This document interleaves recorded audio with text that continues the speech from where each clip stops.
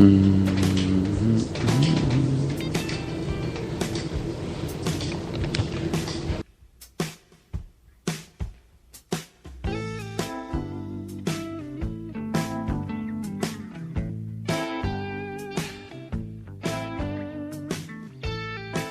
right, we're back here for the third edition of the Breakdown. Brandon Warne here, joined by bartender Colin and my co-host Cole Devries on a drizzly Thursday afternoon in Eden Prairie, Minnesota. Cole, how are we doing? Not too bad. How about you guys? Doing fantastic. Excited to be here. Yeah, I feel the same way. I missed out on Twins Tuesday yesterday. I'm told that there was a raucous crowd at Victoria Floyd's situation there, and that's where you're a bartender. I understand in your off time when you're not doing your day job of being on Twins Tuesday, you have a hobby of bartending. Yep, every once in a while I pick up a bartending shift here and there just to supplement my radio income, Exactly. That was pure deadpan right there. So you were telling me that there was kind of a funny situation where somebody we kind of encourage the listeners to come up and interact, and then we give them free beer. It's actually a pretty good setup, and it allows us to really let the imaginations run wild with where the show goes. And I think one gal came up and asked a question, and we said, "Who's your favorite twin?" And she said, "Justin Morneau." Yeah. So someone former twin, someone not really with the time. So anyway, you said that someone came up and asked kind of a trippy question. Yeah, it was interesting. We had a table full of ladies, and they had kind of been interacting with the show and yelling from asking stuff. And we finally said, "Well, why don't you come up and ask a question?" And the one lady finally walked up and said, "Can we ask about anything? Does it have to be Twins related?" And we all kind of looked at each other and went, "Well, sure, ask." Oh man, my mind goes to weird places when someone comes up with it. It was, and she proceeded to ask if we had any idea how much it was going to cost her in dollars to to finish her basement. She had an unfinished basement, and we all just looked at each other like, "There's a lot of ways." How did it pop into her head? And my immediate impression was, Brandon Warne is moving into a new house today. If he was here, he could give you some sort of insight into this. So she gave you it was a straight faced question, though, huh? That it was odd. I think there was some humor there, but she must have really been thinking about it. How else does that come into your head? Well, too bad you guys didn't have me there. That's true. Yes. As someone who likes doing flip renovation homes, I would ask her, how much square footage do you have? Do you want to put in a bathroom? Do you want to put in a bedroom? Is it going to be a legal bedroom? We could have had her leaving the show with $1 figure on exactly what it was going to cost her. I probably would have been able to get somewhat close. I would have been able to give a ballpark. We'll have to see what you're doing on Tuesdays going forward. Anything new in either of your guys' lives before we jump into it? No, it's been a rough stretch here. We'll definitely get into that. The populace, the Minnesota populace, is getting a little restless. And like Cole said when I talked to him when we first got here, it's warranted. Yeah, absolutely. And anything new in your life, real estate wise or otherwise? Yeah, I just I'm in the inspection period right now on buying my next renovation home in St. Louis Park. So we'll see how that goes. It's a little bit of a tricky situation because this house is going through a conservatorship, which basically means that lawyers and judges are getting involved to make sure that the mom knows that the son is not trying to screw her with selling her house. So it's an interesting situation, to say the least. Yeah, lots of cooks in the kitchen on that one. Right, yeah. Well, as you guys kind of alluded to, I bought a house this week in St. Michael, so a little bit of a longer drive here. Siri quite hasn't figured out that 494 is under construction, so I was running a little bit late today, so I apologize for that. But I got that going on, and so I've been kind of trying to keep track of the Twins on the side, which is about all the attention they've merited of late. As you look at the schedule now, having lost 4 in a row, 5 of 6, and then 4-game losing streak to close out. Let's see, the end of the Yankees series, the early part of the only 2 games of the Pittsburgh series. So obviously a tough run here. Twins just 1 game over 500, and so let's dive into the state of the Twins right now and. Let's just go around the horn. I guess, Colin, what's the first thing that comes to mind when you think of what's going on with the Twins right now? Well, last night being, in my mind, a bit of an aberration from what the story had been here for at least the past week, and that's that they were getting no run support. They were even getting hit support. I mean, 2 of the last 3 games only getting 2 hits in each. David Price shut them down. Who was it? Estrada on Tuesday, shut him down. Yeah, Marco Estrada. And so that's been the biggest problem, I think, of late. But it's been one of many. I mean, I don't think you get in this kind of a bad run without having multiple things going wrong. So, yeah, the offense until last night was punchless. Last night they came out and scored 7 runs. They spot the new starting pitcher, Tyler Duffy, to a 3-run lead in the first inning, which he squandered about as quickly as he could. So, offense, bullpen, starting pitching to some extent. Where do you stop? Yeah, it was kind of funny. The 3-0 lead that he was staked to, I tweeted, boy, that's going to put that rookie at ease. But he looked a little jumpy. In fact, you could have almost convinced me that it was Scott Baker out there a little bit. He just looked a little jumpy. He kind of had the facial expressions. Every time now and then, too, Scott, when he would get in trouble, would give up the long ball. In the first inning, it was kind of like the moonshot Scott mantra was to give up early game home runs, kind of hearkening back to the Brad Radke days, too. But, yeah, he was kind of doomed from the get-go, even though he was staked to a 3-0 lead. So anyway, backtracking just a little bit when we talk about the state of the Twins, what is the first thing that comes to mind for you, Cole? When I've been watching them, it's just right now is 100% indicative of any team that's in a slump.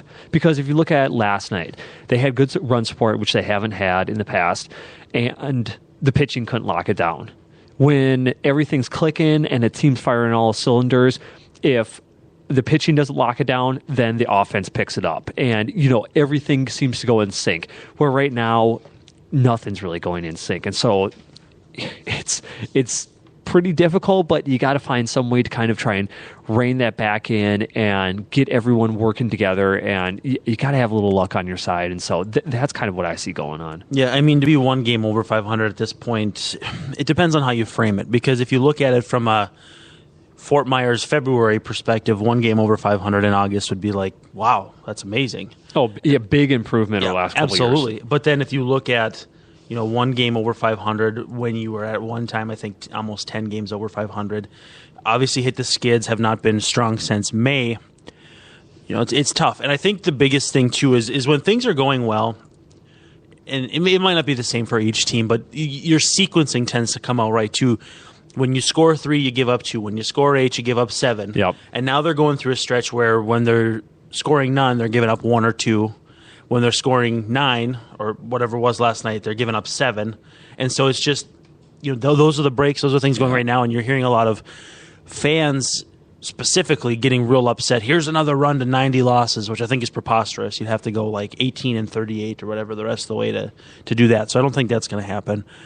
But I don't know. I mean, what's your chief culprit for where the Twins are right now, Colin? And do you think they can get going again, or do you think this is a rut that's going to be going longer than maybe people would like it to? Well, I guess the first thing that comes to mind, and it's another topic that we can also delve into, is I am hoping that this run output, it's one game, I'm aware of that, but I'm hoping that the little minor lineup tweaks that we've all kind of been begging for to some extent last night can help this team score some runs, because I still feel like the pitching, although they haven't been great lately, have given them chances to win games. I think it was Hughes gives up 3 runs. Usually if your starting pitcher gives up 3 runs and goes fairly deep into a ball game, you should say, okay, we at least will be in this game. No, they were never in that game. They scored 1 run, and you knew that there was really never any chance they were going to score more than 1 run on Tuesday. I'm hoping the offense can kind of bail the pitching out. I'm hoping that with maybe Hicks leading off. Hicks had a pretty nice game last night. Had 2 hits in his first 2 at bats. Dozier now in the second hole, I believe they moved him to second last night. I don't know. Again, I don't know if this was matchup worthy stuff, and that's why Molitor did it. But I'm hoping that sort of thing. It really bothers me, and it's one of the things I want to talk to coming in the show. Brian Dozier having 23 home runs and having 15 solo home runs. To me, that just screams you have him in the wrong spot in the lineup. He's getting up with way too many nobody-on situations, and I'm hoping that the tweaks that they made last night can get this offense going, bail out the pitching staff. Yeah, do you guys like Aaron Hicks batting leadoff? If he has good long at-bats, and as far as I'm concerned, that's all that a leadoff guy is there to do, is to try and do whatever they can to either get a hit or get that first count to a 3-2 count. So you try, so you can see, so everyone behind him can see all the pitches.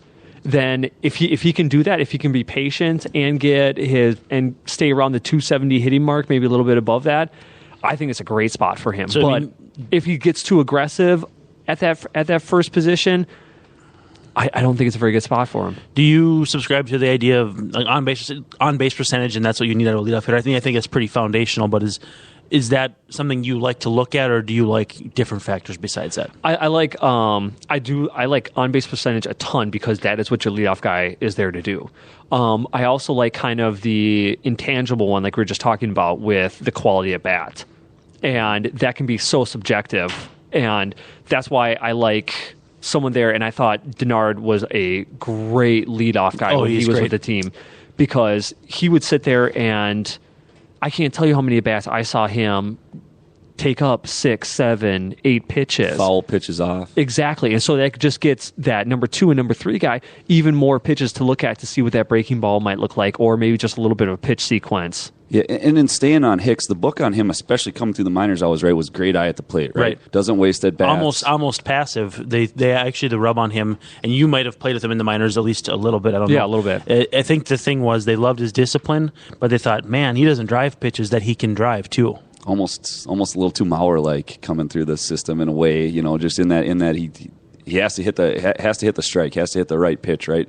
And instead of at times you got to be aggressive and go for it. That seems to be what the big criticism of Mauer has become. Yeah, I think what I saw from Hicks early was Mauer's discipline, but not Mauer's hands. Yeah, and I mean, if you have that kind of eye at the plate, one, you have to earn the respect by also hitting. He would hit just weak fly or weak pop-ups, weak ground balls, whatever like that, and that's why his slugging was so low. But is if you can see the zone and you can command the zone, that's one thing. But if you don't have the hands to do something, save you if you get down 0-2, because you might take 2 borderline pitches and the umpire decides that they're strikes that day. Oh, and especially as a younger player and not an established player, where if you got someone on the mound like a David Price or someone who has a big name, those pitches are going to him all day long. Yeah, he gets that call. And so I think I tweeted it maybe 2-3 weeks ago, probably 2 weeks ago, when Hicks started spinning the wheels a little bit more and kind of getting going. And I said, at what point do you lead Hicks off and lengthen the lineup out a little bit? Because, and I know early in the year when they were batting Kurt Suzuki 5th, you're just like, man, you get past 4 and you've got nothing. It's just a flat line. So it's not quite that situation now with the emergence of Miguel Sano and Eddie Rosario. He's been up and down, but he's a guy that I think he has the confidence that he can make contact on just about anything, which could doom him in the long run if pitchers pitch to that. But now that you've lengthened out the lineup a little bit more, I still think getting Dozier down lower in the lineup like you had suggested does allow him to bat in more situations with guys on base. And I think it's just kind of what you need to do with Dozier. Well, and part of Dozier's problem, I think, especially in the leadoff spot, but even still at 2, how many guys are you going to be getting on from the bottom of the lineup, especially the 8 and 9 hole really have been, and a lot of teams probably deal with this, but the 8 and 9 hole for the Twins lately has been, dead. And I would still like to see them. Everybody says the same thing. I subscribe to the philosophy. I would like to see Mauer hitting in the 2 hole. I'd like to see Dozier hitting in the 3 hole. It's probably never going to happen. I guess I'll still take the 2 hole over the leadoff spot for Dozier any day. Would you guys still bat Joe Mauer where he is now? No, I wouldn't. Up or down?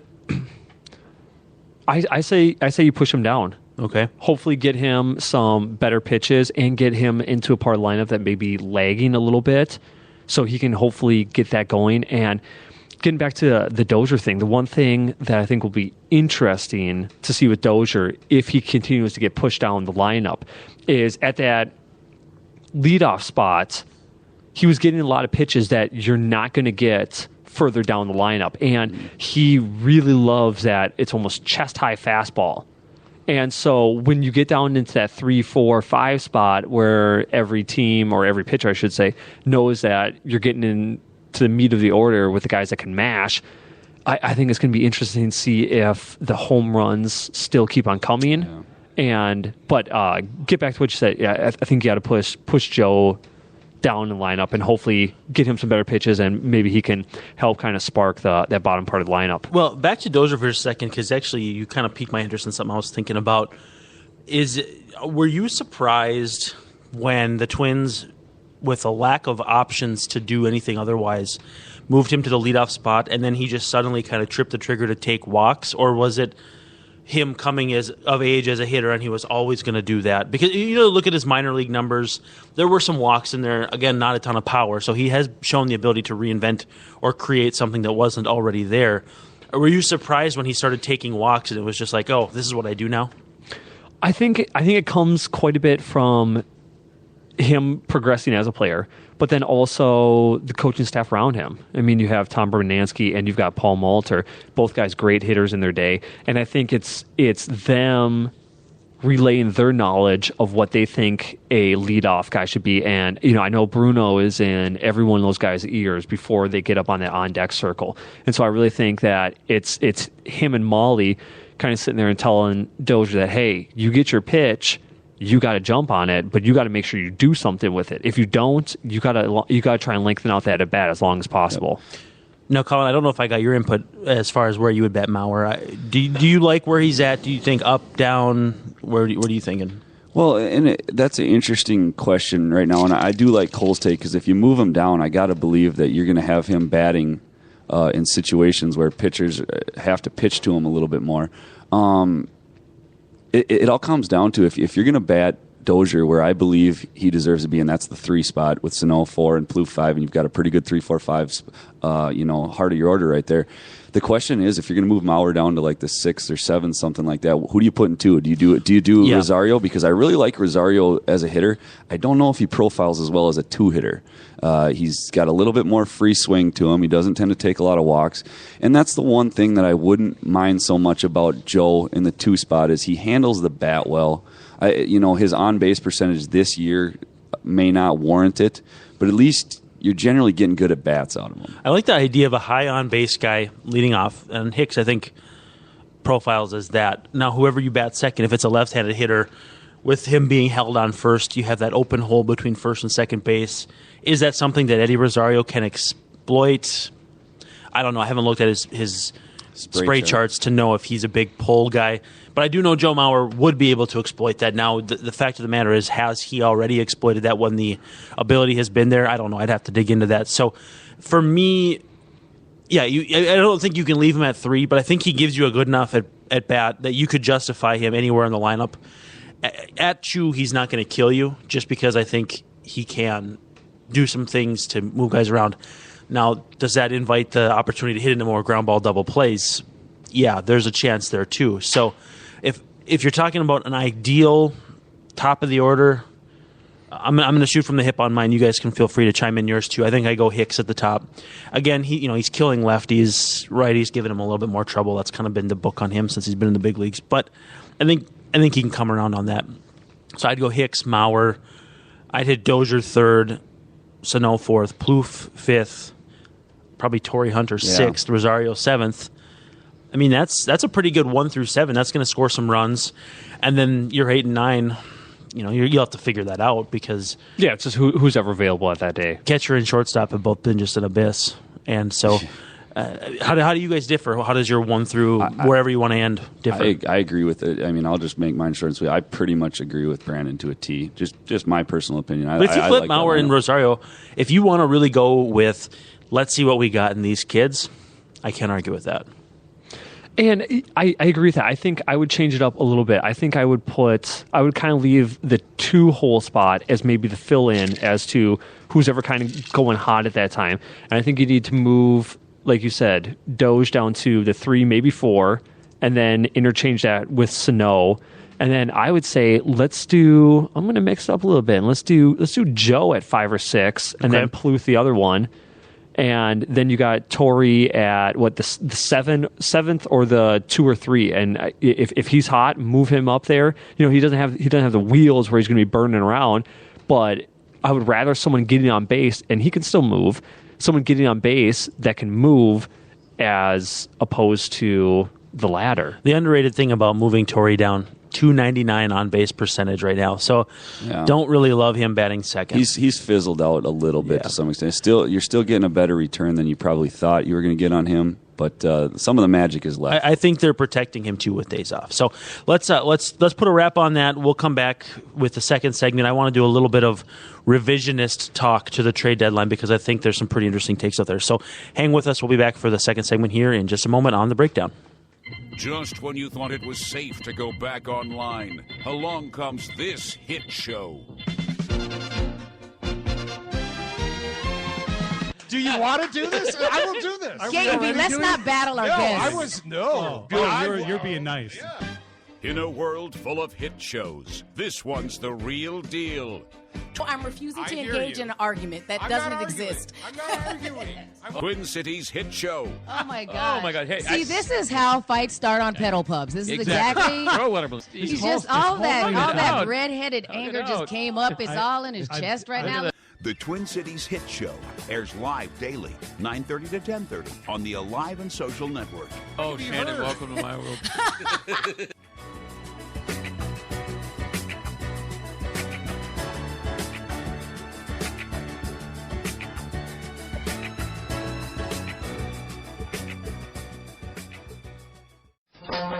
What are you drinking tonight, Jason? The Minnesota Pubcast with Jason and Molly. I'm drinking the Lickbridge Hop Dish. It's Pub Talk from a Minnesotan perspective. I'm always really proud of where I'm from. I'm super proud of Minnesota, and I think Minneapolis is awesome. I think St. Paul is awesome. I think they're a really awesome cultural epicenter. With great local guests. So the other voice you hear in the room today is Jerry Fagerberg from the City Pages. Talk about the official Minnesota Tall Boy, which your piece is on the cover of the City Pages today. It is on the cover, came out today. Talking movies. All right, you saw Boyhood. I need to hear what you thought. Oh, man. Wow. Sports. A guy who was undrafted knew what was coming. And everything else you talk about at the pub. Let's not pretend like we know what we're talking about. Well, what do you think I do every show? The Minnesota Pubcast with Jason McGovern and Molly Burke. Listen at mnpubcast.com or subscribe on iTunes. We want to just find meaning in life.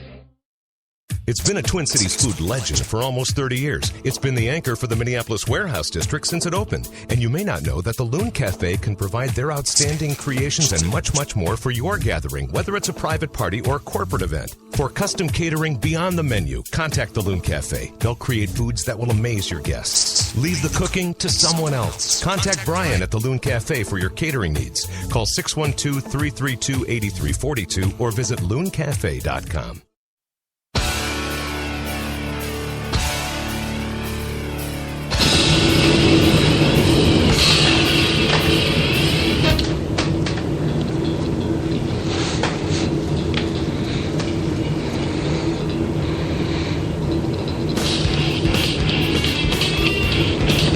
All right, we're back here for the second segment of the Breakdown. Brandon Warne joined by Cole Devries and bartender Colin. Got Patrick over on the keys. Probably won't hear him chime in today, but he's definitely given us some tech support. We thank him for that. I want to thank also Coors, sponsor of the network, pretty much all the way across the network. Been a very good supporter of what we're doing at the Alive and Social Network. Again, a big thank you to Floyd's for loaning us Colin to learn the board and keep us actually moving here. I think a third voice has done wonders for the show. So great to have him here. Great for everybody who's given us some support to get us off the ground and given us that shove that we desperately needed. Definitely. Thanks to Cole. This has been fantastic having so much insight. I mean, it's kind of amazing. I forget that I'm on the air here. I feel like I'm just sitting here asking questions that pop into my head like I just met the guy, you know? I think that's the best way to do audio is to be at ease to the point where you're just kind of hanging around like you're with buddies at a card table or playing poker or drinking beer or watching a game or something like that. I think it's just you don't have any inhibitions and it's a good way to just keep the discussion light and airy and not be bound by time or anything like that, which is kind of good. Last week we got into the spring training talk and it was just like one question popping in my head. I'm like, Cole, what did you do there? How did this work when you were down there? It's very interesting to hear. Yeah, I absolutely enjoyed that. I thought that was a good show, and go back and listen to it if you haven't. Yeah, absolutely. Anyway, so the next thing that I wanted to move into, actually I had it budgeted for the first segment, so the first one went so well, we're going to spill into the second, is you look back at the trade deadline, we're, I think, exactly a week, tomorrow I think is a week since the trade deadline, and so there's a lot of uproar. In fact, I had gotten a tweet from a gal who's followed me for quite some time and said, this is what a team looks like when they're demoralized, that they didn't go out and add somebody at the trade deadline. Your thoughts? I just want to pause and say, your thoughts? Yeah. Come on. I feel like that's a ridiculous statement. Really, from before the trade deadline to right now, nothing has changed.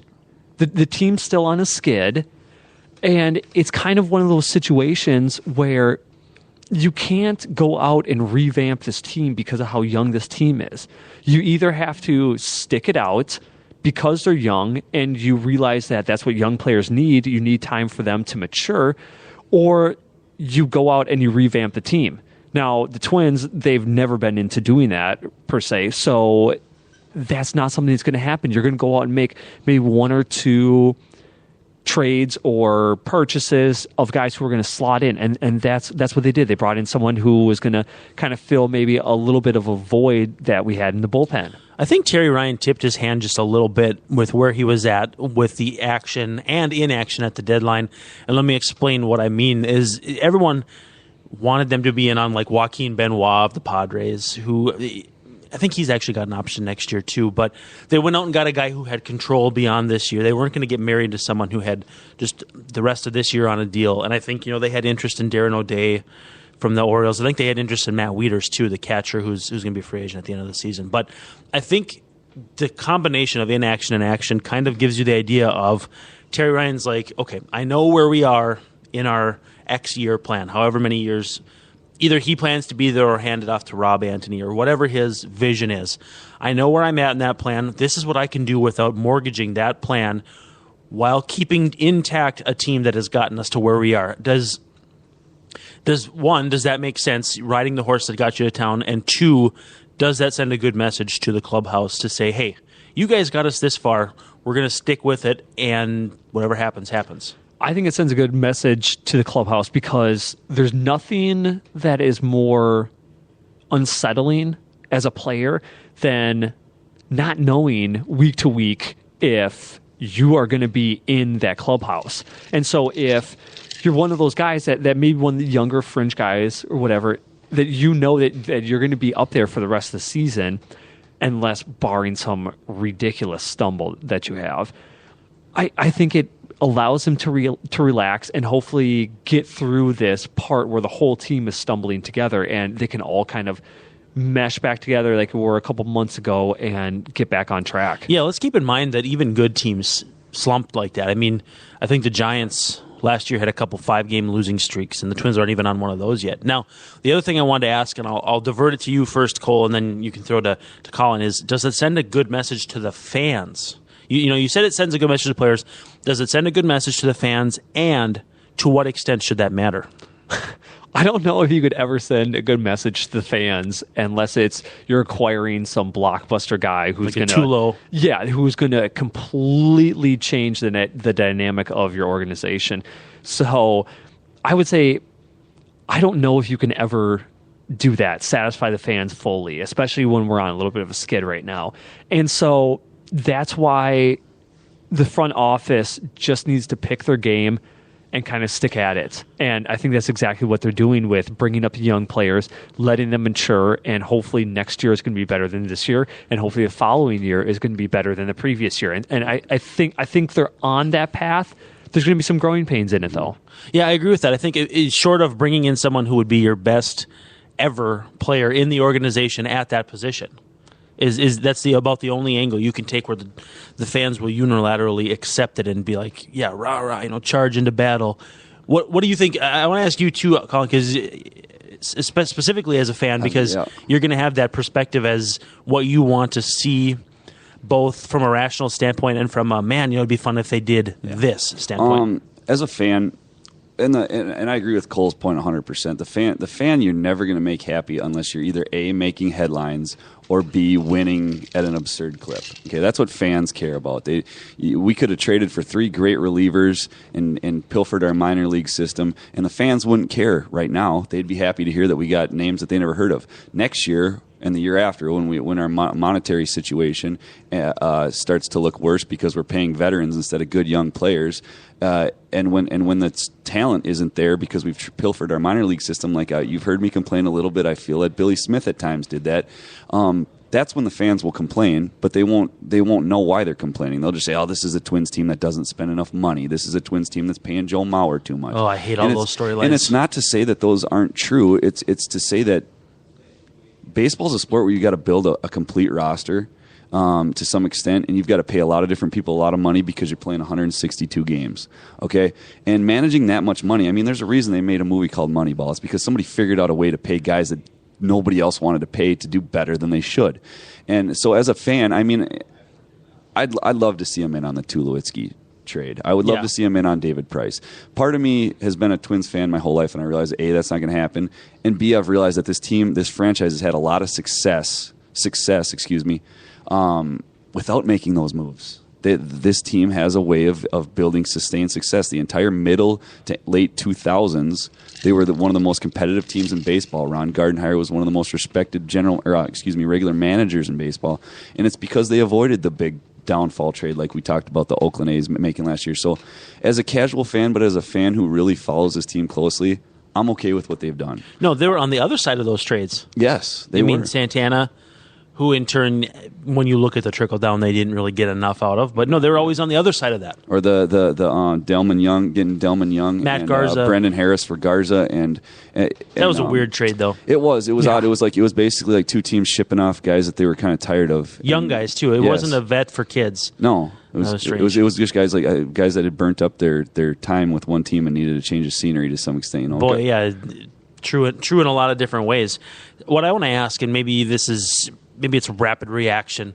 How different would it be had they gone for it with a Tulo deal and still now be a game over 500? Let's just say hypothetically, Tulo hits his mind out, but they're still 55 and 54, 54 and 53, whatever they are right now. Like, could you imagine what the outcry would be of, now you traded our kids too? Like, let's say you traded Kyle Gibson and Barrios for Tulo. That's what people don't understand, is Troy Tulowitzki on this lineup, this is still not a team that's not slumping. In my opinion. To me, you guys can call me out if this is crazy. I still think in the American League, it's a bottom 5 team talent-wise. At this second, and there's only 15 teams, so keep in mind. I do think, though, that there are 10 teams in the American League that are more talented than the Twins before all the kids come up. That's a good question. Yeah, I guess I don't... The projections agree with me. That's why I feel comfortable invoking it. There's definitely a few teams you can look at, teams like the Oakland A's, and I will still argue that with the way that the White Sox are pitching right now, they're not playing like they're talent-wise. Cleveland is way more talented. Cleveland's simply because of their starting pitching rotation. To me, I'm going to say they're more of a middle of the road team. I think bottom 5 is being a little too severe. But it's baseball. You never know which way it's going to go. And so we could be totally wrong, and they're going to pull it together and be top of the AL. I doubt it, but you never know. We didn't think the Royals would be a year ago, and they didn't make any trades last trade deadline. Yeah, so it's baseball. That's all I can say. You never know what's going to happen. So there was some fan outcry that I indulged myself in yesterday, and I'm not exactly sure why. Maybe you saw it if you were on Twitter at all, and it was about how the Twins never ever go for it, and how it was. There's some people saying, you know what, the Twins are going to miss the playoffs, and I bet Terry Ryan won't even get fired. And I was like, wait a second, won't even get? Like, what makes you think he would even be on the chopping block after how the season started and where they're at in their evolution? I think. When you think about the concept of going for it, and it's something we haven't seen from the Twins ever due to financial issues in the Metrodome, whatever, what do you think makes sense for this Twins team, where they're at, for when they should, quote-unquote, go for it? And I mean push all the chips in the middle of the table and say, all right, if there's a guy out there we like in the trade market, we're going to get him. Free agent, spend big money. Are we getting to that point this offseason, or are we still a little ways off? I think they kind of did that to an extent this last one, because if you look at the starting pitching rotation with the amount of money that our starting pitchers are making, yeah, we don't have a marquee number one pitcher, but there's a lot of money being taken up in that starting rotation, and guys who are hurt and guys that are in the rotation. And then you look at bringing Torrey Hunter in. Again, not a marquee guy, but he's played well. And the intangibles that he has brought into the team to help the clubhouse and help the younger guys, especially the younger guys, I think they kind of did that for a Twins aspect, because you're never going to see stuff happen like the Yankees are going to do, where they're going to go out and spend $200 million on players in the offseason. You're never going to see that. But for the Twins, I think they kind of did this to an extent this last offseason. So is it disappointing? I want to throw this to Colin. Is it disappointing to then, as a revisionist, because most of these fans are, let's be honest, the ones that are really grilling the Twins are having the benefit of 2020 hindsight. Is it disappointing to think about, you start adding it up in your brain, Ricky Nolasco and Phil Hughes, who's been better but still struggling a bit. You put all these guys together and you think, I could have bought one James Shields with the money that I put towards all these guys. And is that a source of frustration? What does that make you feel like when you think about that? Well, my frustration, and I don't mean to turn the topic at all, but what I think had a lot to do with when it comes to pitching, especially pitching and power hitting are two things that I think you severely need to develop on your own. Going out and trying to get somebody else's top, or at least top half of the rotation pitcher, or that middle of the lineup power bat, you are going to overpay so severely every time, because why would a team let go of a top of the half of the rotation pitcher or a top half or a power hitting middle of the lineup guy? Because they can't afford them. And in order for you to afford them, you have to spend a lot of money. I think the biggest problem isn't, I actually at the time was okay with every one of those moves. I'm embarrassed to say it now, but I was happy with the Nolasco move when they made it. I thought he could be an innings eater. I thought he would be healthy. I mean, that's the number one caveat. Yeah, he's never been not healthy, I think, in his entire career. And that's one of the things with baseball on any one of these players. It's a roll of the dice. It doesn't matter what position. And pitching seems to really be volatile, right? Well, you could give $80 million to James Shields and he could blow out his arm that year, and all of a sudden then you haven't prepared yourself at all for a contingency. Now with Nolasco and Santana and Hunter, if you've put all that money into three guys and one gets hurt, you've spread out your assets a little bit. Does Terry Ryan strike you as conservative to the point where it could be detrimental, or just conservative because his ways were set that way with the old Twins budget, or is he just not conservative at all? As someone who I know Terry pretty well, and being in the organization as long as I have, I think he's someone who is willing to spend money to put together a good baseball team. And I think you're kind of finally starting to see that now that the Pohlads know that they have a stadium that can give them more revenue than the Metrodome could. That's why you're seeing, I mean, what's our salary at right now? Like 120? I think it's right at about 100. Oh, okay. I'd have to check it out. Yeah, so, but regardless, we're over the 100, and I know at times we've been creeping towards the 120 marker, and that's pretty good. As for a team that back a couple of years ago was around the 70, 80 million mark. I mean, it's really been ratcheted up, and so I think he's trying to spend money. But again, it's baseball, and you never know how things are going to play out, and so they're trying to make moves. But then it's up to the player whether those moves are going to kind of last and be worth it. Yeah, Kotz says, I don't know if you guys are familiar, it's a baseball prospectus thing. It tells you all the salaries and contracts. It says $108,262,500. So okay, so we're $23 million more than the year last year. Yeah. I mean, that's a 20% jump. Nobody's talking about that. The quote unquote cheap Pohlads, they always misspell Pohlad or whatever. Yeah. Everybody says they're so cheap. I'm just like, you're beating the most dead horse you can even imagine. Money is not this team's problem. No, I don't believe so at all. The allocation of it at one point may have been an issue. Yes, you've got some big dollars going into players that simply aren't earning it, at least not to the point that they should be. But that was worse in previous years. Think about the Willinghams, the Mauers, the Nolascos. Like last year, I think the top 5 players were just complete non-entities financially for the Twins. Right. Kevin Correa was one of them. Yeah.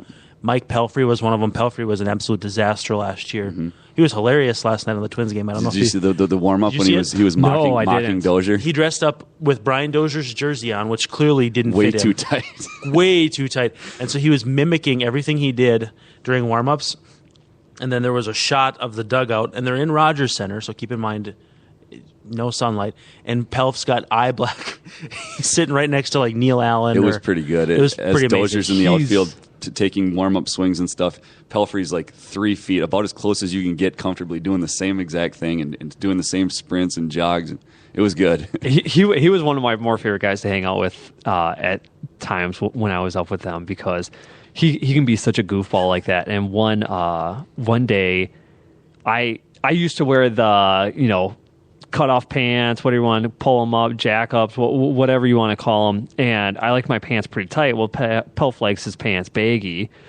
And he's also a fairly substantially larger man than I am. Yeah, and so set the stage. He's about 6'7". I think you're about what, 6 foot, 6'1"? Yeah, I'm like 6'1", and I weigh like 180. Pelf probably weighs 250. Yeah, about that. Something like that. So big differences we're talking here. And all of a sudden I turn around and he's walking around and just kind of like strutting around. And I noticed he's got his pants up, which he never did that before. And then they are extremely tight. Like, he's having trouble walking. They're so tight. I'm like, what are you doing? Whose pants are those? He goes, what, you don't recognize them? So he's walking around in my pants. This is during one of the games. And I'm yelling at him. I'm like, get those off right now. You're going to stretch them out, blah, blah, blah, blah. Well, he goes back in and stretches them out, and I put them back on, and they are literally, the legs are 3-4 inches larger, and everything. Oh yeah, so we got me new pants ordered, but still, like, that's just the kind of stuff he likes to do. So he's a funny one. And guys like that kind of stuff. I mean, it keeps you loose. It's just kind of joking around. You got to have a couple guys on the team that are like that, because when you get in stretches like this where they're skidding a little bit, you got to have someone who's going to lighten things up and do you think make that was it fun. his goal with that yesterday? I think he just does it because he does it. Okay. Yeah. That may have been, but he just kind of does things at times just to do them, just because he's kind of a little bit of a goofball. And it got me wondering if it's legal to wear someone else's jersey during a game. Maybe it is, but he was wearing it in the dugout during the game. Yeah, they probably had no idea. Yeah, I mean, you think about the big bad MLB and wonder if they'd be upset about that. It's kind of funny to think about that. If he actually went on the field, I know there would be some sort of fine because he'd have someone else's. But in pregame stuff like that, and he's in the dugout. I mean, deal. Yeah. What do you? This is an interesting topic, Brandon, because this came up on Twins Tuesday. Another one. The well listened to, right, award winning podcast on Tuesdays. On Tuesdays from Floyd's. We had another off the wall question, and somebody said that. Their thing is they don't think Plouffe is playing very well right now because he needs to start buttoning his shirt up. He just doesn't look right with that shirt, but he's only buttons it up like halfway, and the other half just kind of dangles open. Right, it was absurd, and I think he knew he was being a little bit absurd. But we actually got into like a 5-minute discussion about how different Major League Baseball and the NFL are. Where the NFL, if your socks aren't to the right level, you get fined, and in baseball, Rodney can wear his hat sideways. Oh, I can't stand that. Oh, God, that drives me nuts. Anytime I watch him pitch, I am so happy that he's getting beat up right now. He's getting rocked this year. That hat to the side just drives me, and it's not to the side; it's almost sideways, it's like third base dugout. It's just like straighten out, bro. What's the difference?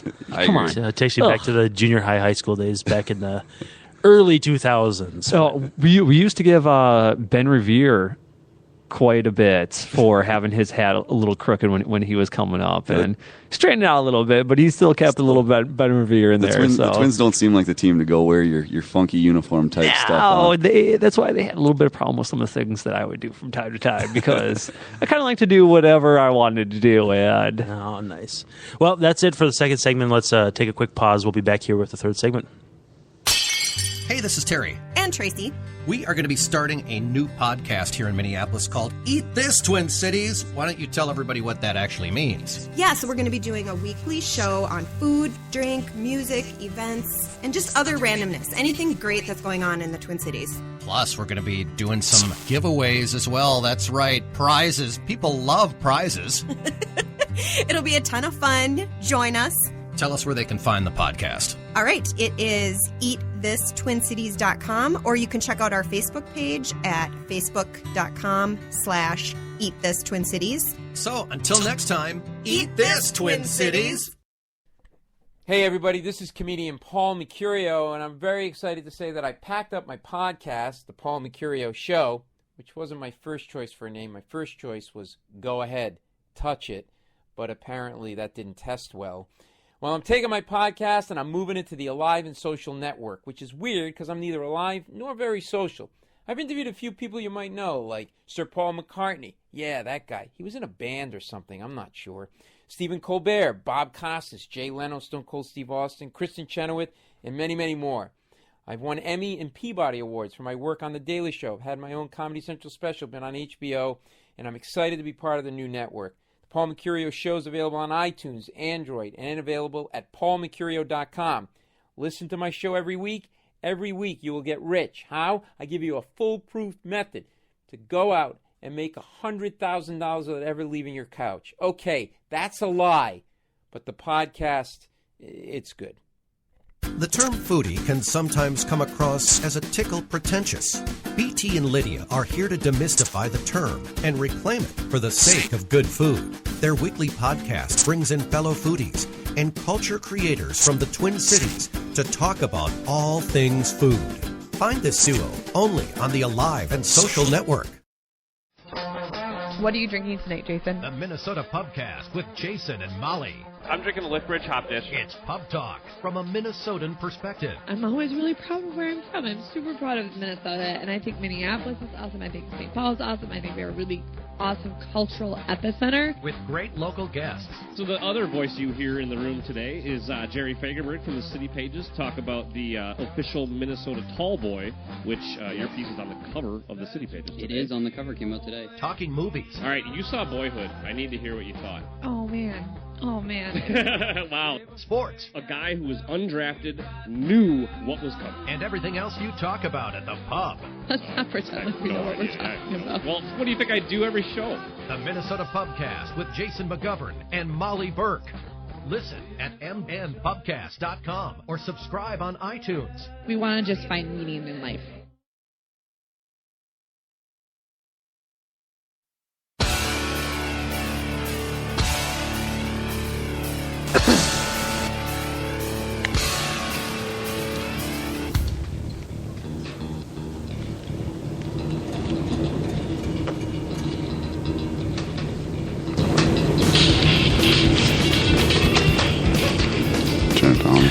All right, back here for the final segment, third edition of the Breakdown. Brandon Warne here, Cole Devries, bartender Colin, Patrick Disher on the side. Got the four of us here at Buca di Beppo in Eden Prairie, just kind of hanging out on a gloomy Thursday. Next time you say it, you have to say it Italian.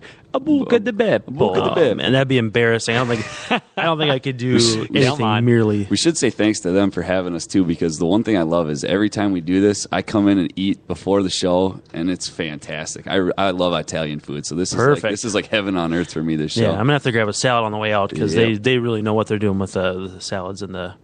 What do you eat? Pasta? I got some pasta. Yeah, their lunch menu is spot on in my opinion. So I did put out the bat signal of sorts for some Twitter questions, and we actually did have, between actually Twitter and Facebook, a trio of pretty good ones here that I think we could probably ruminate on here for a little while as we come down the home stretch. A friend of mine, George Murphy on Facebook, asked, what are the odds that the Twins can develop two starters? And I think what he's saying is with how Ricky Nolasco as a signing has struggled. The jury's still out on Irvin Santana. Phil Hughes has been good at times and not so good at times.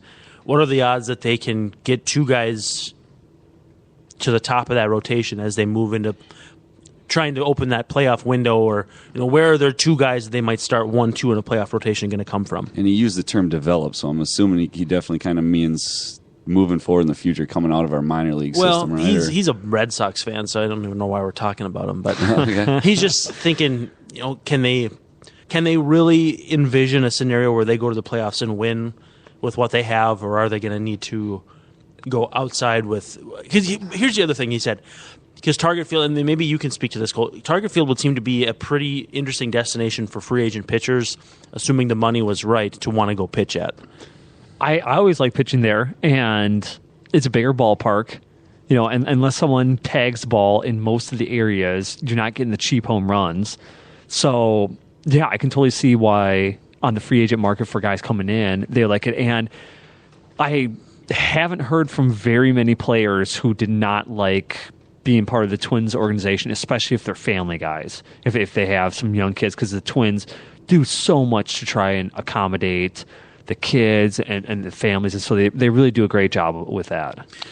Yeah, I mean, I can imagine some young guys wouldn't care about that as much. No. But free agent, by the time you're a free agent, you've been in the league right 6 years anyway, so chances are you're getting closer to that exactly. family level. Yeah, stuff. it'll be interesting to see. I mean, Brandon, you probably know a lot more about who's potentially going to be hitting the market this year. And then you've always got the trade potential over the winter. I don't know exactly what the Twins would be potentially willing to part with, but I would really, and I kind of talked about it a little bit in our last segment, I would really like to see the Twins develop from within. Somebody that they would have control over for a while, somebody that maybe if they enjoyed it here, you can then look later in their career at signing them to a more reasonable contract and going out and getting on the bidding on the open market. I definitely hope Berríos is one of those guys.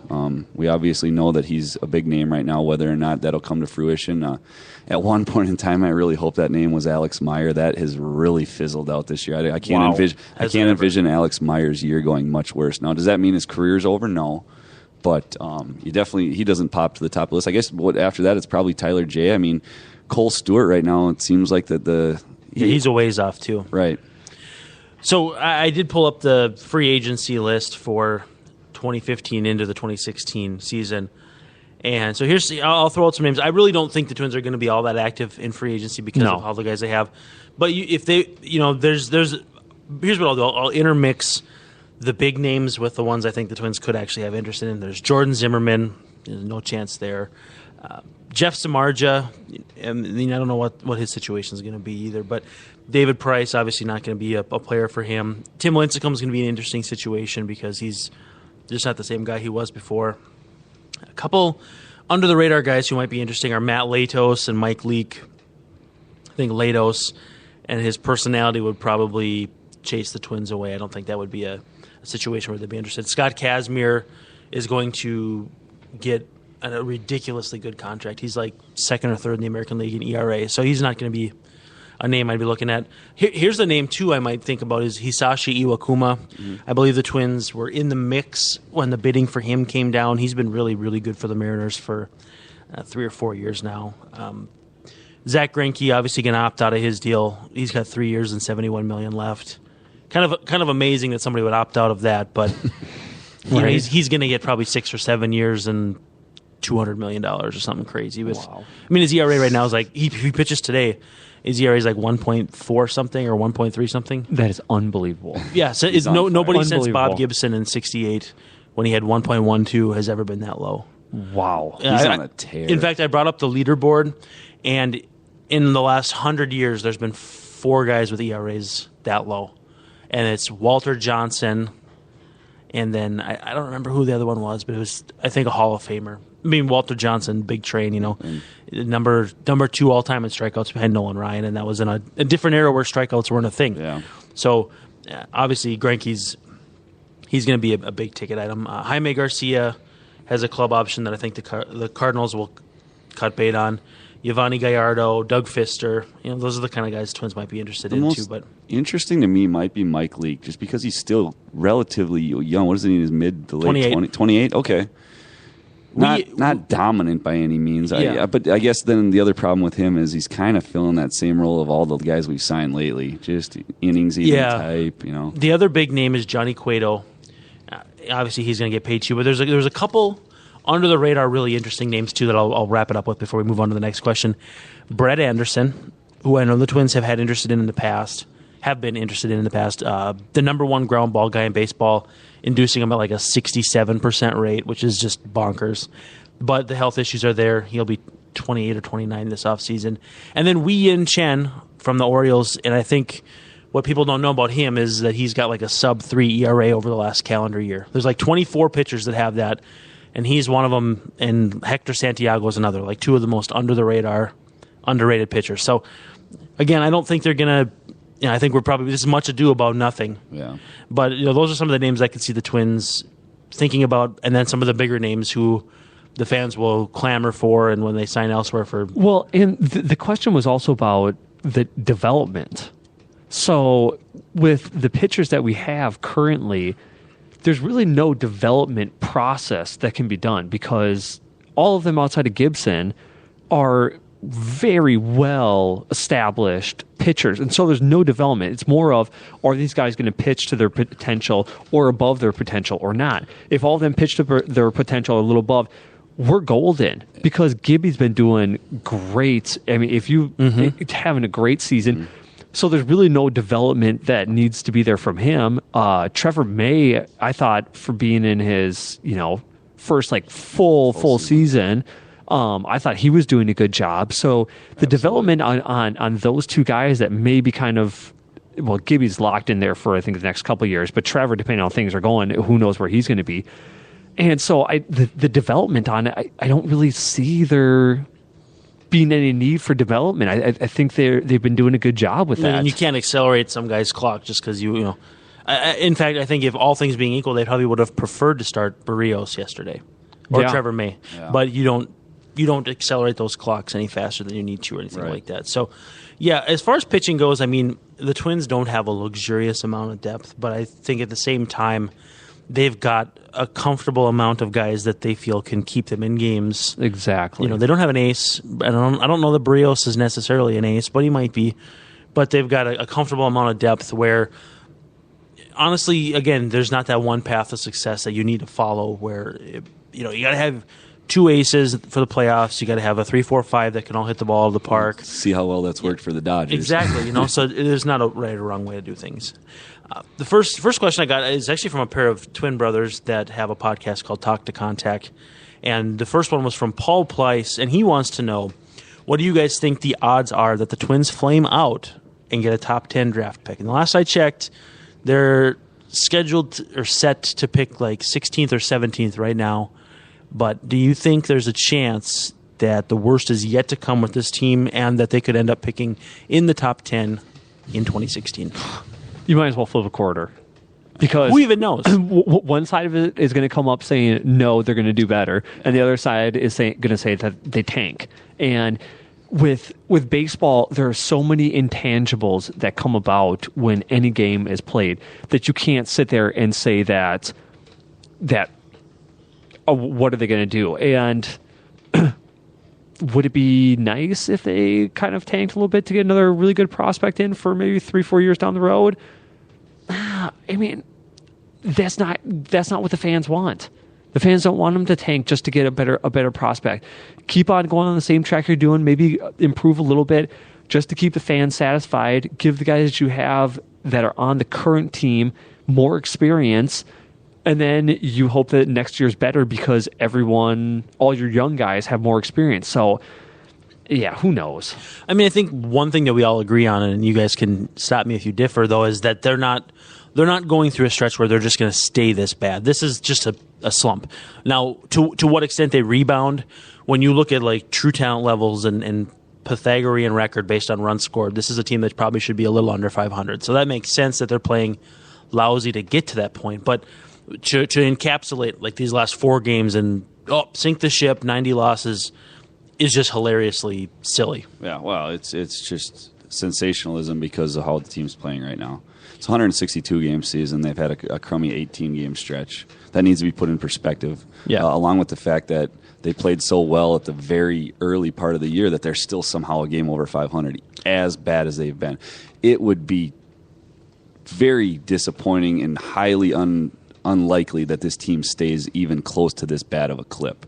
And like you've said, and maybe they got out of it yesterday with their offense. Like I said, that's my biggest hope is that if the offense can get going, this pitching staff has been pitching well enough that if you can put up 5 runs a game for a while, you're going to win ball games. You're going to go at least 500. So start hitting the ball. The pitching, I don't think, needs to do a lot. Tyler Duffy had a bad game, and it's now being debated whether or not he's going to start his next game or whether they're going to skip his start because they got Monday off and put him in the bullpen. But no, I'd say at the worst case scenario, they draft in the 10 to 12 range. Yeah, I mean, I think the flip to that argument is that they've really only been a great team in May, and the rest of the season they've been ordinary. But then, I don't know. I mean, you still have to play each of those games. They can't take away the wins from you no matter how you sequence them. So to be a game over 500 at this point is overwhelmingly positive no matter how things feel in that moment. Now, Paul's brother Eric asked, and this is probably going to be something that'll be unique to Cole because you and I probably won't have a whole lot of intel on it, is related to Tyler Duffy's experience last night. How difficult is the debut? Because I imagine the mental part is as difficult as anything, learning to trust your stuff against the best hitters in the game, and in Duffy's case, failing. It is not easy. I remember my first start, and I love the beginning. The story you tell with, was it Deaza? Oh yeah. So I'll kind of retell that one. My first at bat was, or I should say, the first person I pitched to was Alejandro Deaza, and I struck him out on 3 or 4 pitches, and the pitch I struck him out was a back foot slider in the dirt, and I remember thinking to myself, man, this is easy. Like, this is the big leagues? Are you serious? Why was it out of here earlier? Well, then there was like 2 hits after that, and I had to really rein back in my ego to get out of that inning. But so it's something that's definitely not easy at all, because you have so many emotions, and this is what you've been waiting your whole life to do, and so it's really difficult. And especially when you fail at that first outing, and my first outing, I didn't feel like it was a fail. I felt like it was kind of an in-between outing. It's just tough. And I think one of the other big things that I felt when I was up there is when all of a sudden these guys start hopping in the box and you're pitching to them that you've watched on TV for 2, 3, 4, 5, 7 years. I mean, depending on who it is, it's kind of, it's very weird, and it's an odd situation that all of a sudden now you're on the level where you're competing against these guys. And so I think that's a lot of things that kind of happens with younger players. And I knew I dealt with it myself, is that you kind of got to rein that back and say, hey, I'm here. Obviously, I'm good enough to compete against these guys. And then you just got to let it happen. Do you think there's some kind of like magic, like what differentiates? People tried to figure this out in recent years or recent months. If there's something specific that makes certain players more likely to hit the ground running than others, is there a certain secret attribute? Is it a certain skill set? Is it a certain pitcher type? Or is it just kind of nature versus nurture? Drop someone in a situation and see if they can swim? I think it comes down to your personal mentality and kind of your ability to deal with adversity. I know for myself, in my college career and in my professional career, I had 2 seasons, one in each, where I was absolutely brutal, and I had no idea how to correct it. And the next season, it was corrected, and I got back on a good path.